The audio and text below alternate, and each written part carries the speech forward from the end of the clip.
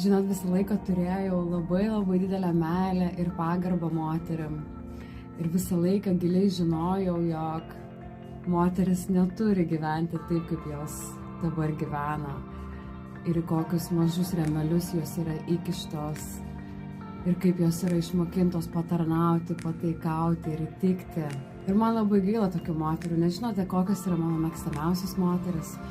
Tos, kurios žino, ko nori. Tos, kurios save taip myli. Tos, kurios iš gyvenimo nori visko. Moteris, kurios nori viso torto, o ne tik trupinių. Tos, kurios yra vadinamos pasikėlusios. Žinot, jeigu nuo dabar manęs žmonės nepradės vadinti pasikėlusią, vadinasi, aš kažką darau negerai. Aš noriu, kad mane žmonės vadintų pasikėlusią. Aš noriu, kad žmonės matytų, jog mano standartai yra aukšti. O kodėl jie turi būti žemi? Moters standartai nėra per aukšti. Vadinasi tik tai, kad tas vyras negali jų pasiekti. Dievinu moteris, kurios yra pilnos gyvenimo, pilnos savęs, pilnos meilės savo.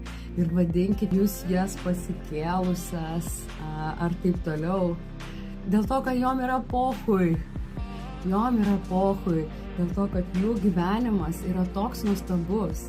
Dėl to, kad jos visą savo energiją susikoncentravo ant savo gyvenimo kūrimo. Dievinu moteris, kurios prisimena, kas jos yra.